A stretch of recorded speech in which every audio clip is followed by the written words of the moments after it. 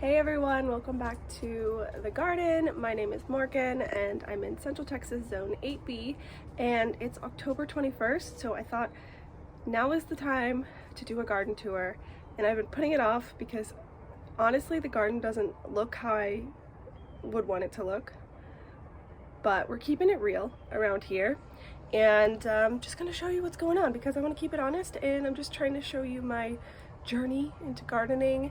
And it's actually been 1 year since I've been in this garden. We moved into this house a year ago. It's a rental house and I put in the garden like right after we moved in, so it's been a year. This is what I have accomplished, and I've got some of the summer stuff still in, you'll see in a second. But yeah, I just want to show you what's going on. Weather's been super nice here lately. It's kind of like midday, so it's a little sunnier than I like for the garden tours just because of the reflection, so I apologize for that in advance. But yeah, and also I have a cold, so yeah, I sound like this. But anyways, let me just go ahead and show y'all around. Okay, so we will start with my little mini orchard, which is still kind of in the shade because it's still getting really hot, and they seem to be happy here. So we've got 2 fig trees. This one has still yet to produce figs, and this one I need to up pot. This is a Chicago hardy fig that I got this year, and I have no idea what kind of fig this is, but I got it when I was teeny tiny, so it hasn't produced any figs yet. Lime tree that I just got this year as well. I got it on clearance and it's put on a lot of new growth, as you can see, so that's really great. Something seems to be munching on it a little bit, but we've had some grasshopper or locust issues, which, yeah, that's what I think these huge holes are from. Don't quote me, but I'm pretty sure that's what it's from. This guy, it was looking so cute in the other pot, but it was just getting outrageous, so I had to move it to another pot, and I need to cut off the flowers probably. This is I'll put the names, garden something, and it's like kind of like a succulent, and it's actually really pretty. It was really pretty in the pot, but it was just like all the branches were breaking because the pot was way too small for it. So I'm hoping it will bounce. Oops, see, look, I just broke it. Anyways, I've just been like, when they break, I've just been like sticking them back in the dirt and hoping for the best. But anyways, so ignore that. My Meyer lemon still isn't ripe, it's just chilling. It's getting bigger though. It's actually gotten quite a bit bigger, and it looks like it might be, sorry, focus, turning yellow, so we'll see. It's also putting on a lot of new growth, which is great, and it needs to be repotted. One thing I am excited about is my ginger. So I almost pulled this up the other day and I was like, no, Morgan, be patient, it's hard for me. But look, there is definitely ginger happening.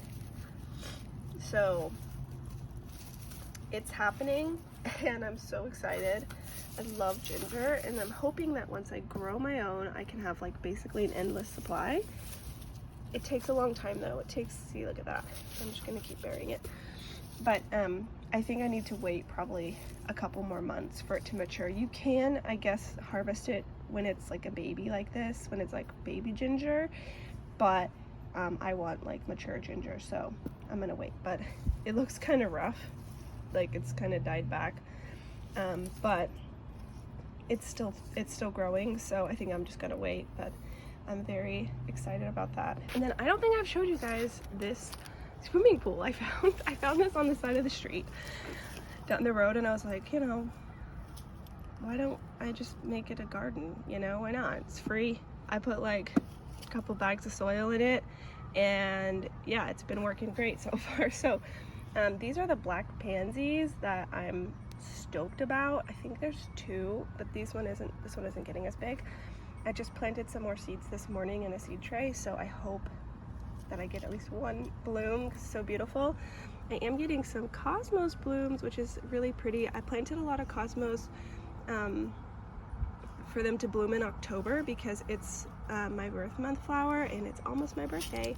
So I'm happy to have some of those, and it looks like there's going to be more blooms.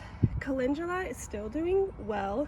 No flowers, but you know, sorry, I'm so sorry about my stuffy nose, it's gross. And then this is some kind of mountain balm, which is blooming and it looks really pretty as well. I have quite a bit of that. Pretty sure it's like edible or for teas.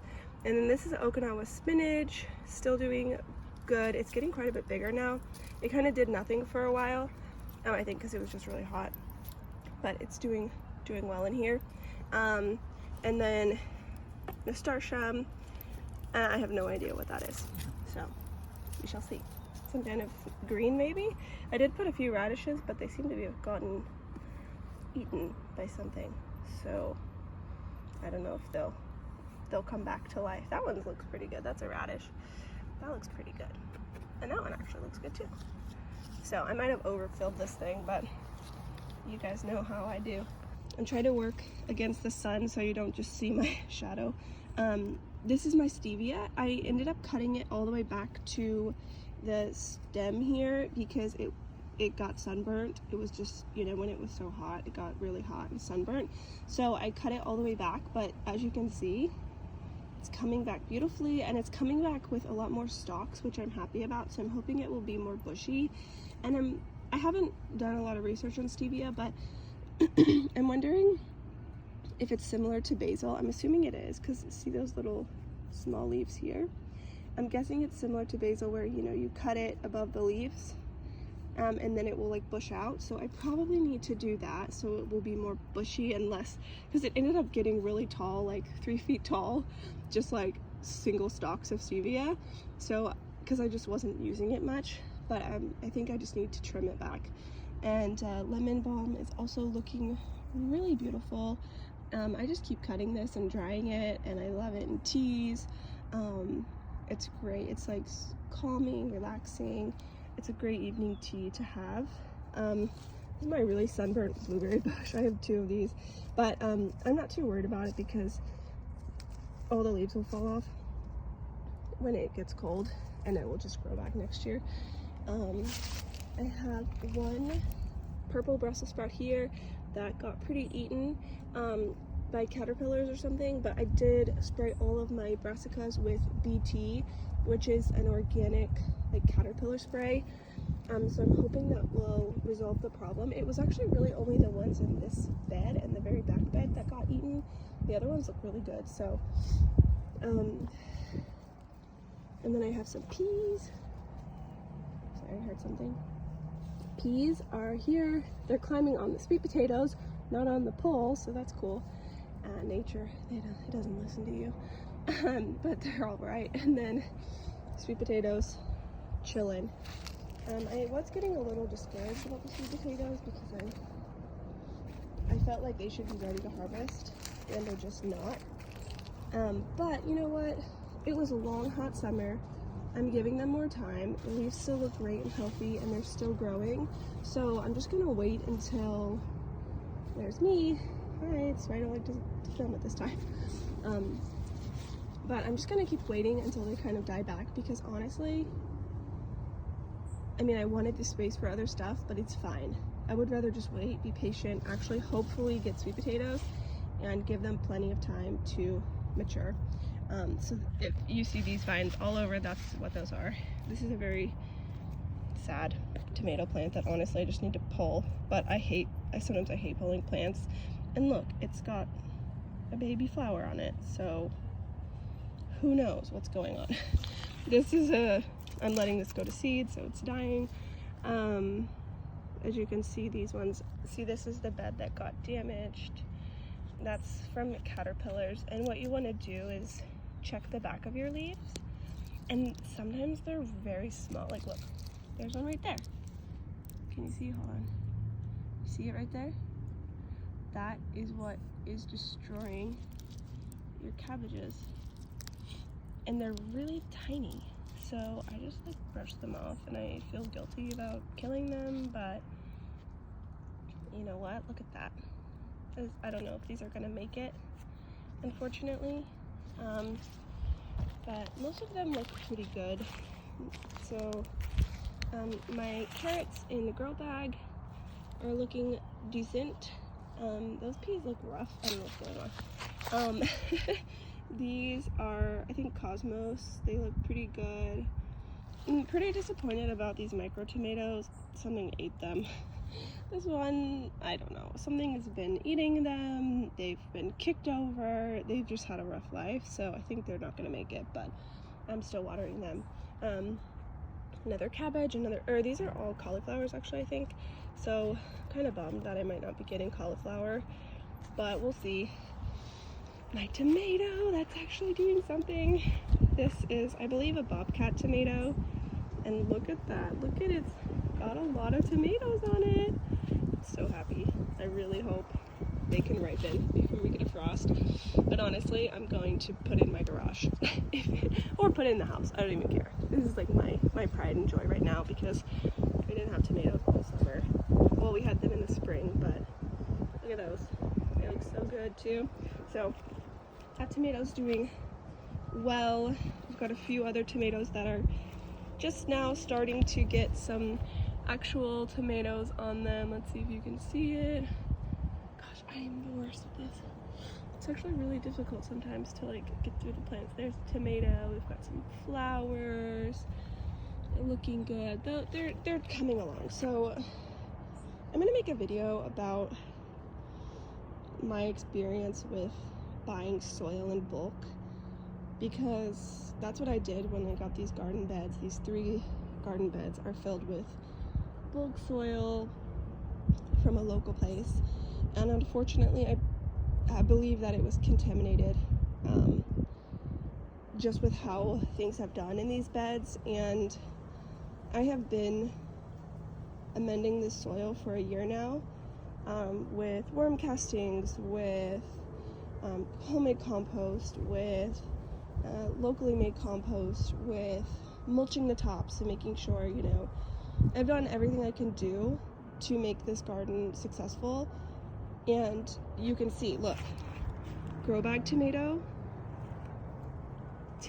in the ground. Same exact company. I bought them same time, same day I planted them. Look, you know, what is going on? Same, this is actually when I started, so ignore that one. But those 2 are the same exact. Look at that. Look at that one. Look at that. So what is going on? So I just know that this soil really set me up poorly in this garden, which is a bummer because it wasn't cheap. And so yeah, it's a huge disappointment. And I'm a resilient person. I like, you know, I'll fail over and over again. But it makes me sad to think of all the people that also bought the soil and gave up gardening because it didn't work for them. And they maybe didn't know the reason why. So I'm gonna keep amending my garden beds, and hopefully, you know, things are starting to do better. As you can see, you know, I definitely did get some things, like I got a lot of flowers in this bed. It seemed to be things that fruited, that struggled in these beds.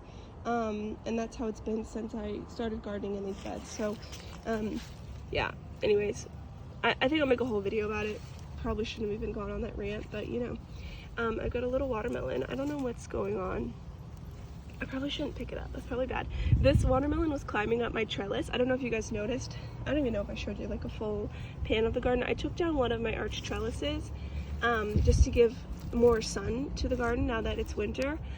So I had to remove this watermelon from that trellis, but I hope it's been a week, so it hasn't died, so that's good. So I'm hoping maybe I'll, you know, be able to harvest that. We'll see. Climbing up this trellis is sweet potatoes. Straw flowers are still going strong. I love these. I saved seeds from these, so I will definitely grow them next year. Garlic is also doing well. I started garlic in this small bed here. Now I've seen that people are concerned about their garlic sprouting up, and I think it would be a concern if you lived in a cold climate, but this is such a warm climate that what I will do, if it's gonna frost, I will just cover this with a heavy layer of mulch, which I'm gonna do anyways. But I think it's totally fine that the garlic has sprouted. I know that in some areas it will stay dormant all winter and then it will pop up in spring, but here it's so warm this is inevitable. So yeah, I'm happy with so far what's sprouted, and hopefully there'll be more soon. I also have a grow bag with garlic chives, which are looking really good. These are really yummy, especially in like a tofu scramble, or even you can chop them up and put them in butter. It's really good. So okay, sorry. Shishitos looking all right. As you know, my pepper struggle is real. This guy was looking so good, and I got a red pepper off of him, and then he just snapped. Like the whole top of it just snapped off. So I don't know what happened. My oregano looks great. It's finally coming back to life after the hot summer. This will be, I think, year 3 that I've had this guy, and he will need a bigger pot. I've up-potted him every year. I'm calling him a him, I don't know why. He seems like a him. So anyways, I'll have to up-pot him again this year. My Tabasco pepper has one tiny pepper on it, and it's alive. So all my peppers that are in grow bags, I will overwinter them and keep them for next year, and hopefully get a really good pepper harvest next year. But it's nice they're in the grow bags because they have, you know, these handles, so I can easily move them. I'll put them in the garage if we get any kind of frost or anything. We've also got some pretty marigolds here. I love doing, like, I would ideally have flowers in every corner of my garden bed, like marigolds or nasturtiums, or some kind of herb that flowers, something like that. I think it's really great pest control. Just as you can see, that other first bed that doesn't have any flowers, it had zinnias in it, seems to have a lot more pest pressure than this bed does, which is just an observation. I might be wrong, but that's just what I'm seeing. And it has these marigolds here, and has the straw flowers over there, so maybe I'm wrong, but I think this looks really pretty. And then I have habanero peppers, which we're getting some. No ripe ones yet. I did just harvest all my jalapenos, and something's going on with this plant. I just noticed that the ends are getting brown. I don't know if I'm just not watering it enough. If you guys know what's going on, I just noticed it a couple days ago. I'm hoping it's not a disease because it produced some really nice jalapenos. So I think there are a few babies on here, but. And then I got this, I think I showed in my last little plant haul. This is apple mint. So it seems to be doing well and taking off. I'll trim this back so that it will bush out a little more as well. And then in this bed we have more sweet potatoes and all my broccoli. So we have a couple different broccolis there, a couple different broccolis there, and then one little tomato that I started from seed right there. And we have a couple eggplants which were totally covered up, but they were totally shaded out all summer, and so they're just now kind of taking off. But we do have some flowers. I don't know if we'll get any fruit. We'll see. This one does not look good. This one I actually bought, and these ones I started from seed, so I don't know what to do. And then my green stalk, I finally put it on some bricks here, and it makes it look so much better. It makes it not leaning. It was like my husband was calling it like the leaning tower of vegetables, because it was literally like so I'm happy to get it up there, and it looks a lot better now. But we just have some kale, more kale, a bunch of strawberries, mostly strawberries, and nasturtiums, and some basil, just, you know, bits and bops in there. I would say I do like the green stalk, but I haven't gotten like significant harvest out of it yet, so I don't know if I've used it to its full potential. There we go. Now you can see the whole thing. And here's this garden bed, the other one I have on legs, and it's actually doing really well. These are onions in between the cabbages. So we've got some of them are Brussels sprouts. That's a Brussels sprout. That's a Brussels sprout, but I think the rest are cabbages. And the onions are doing really well.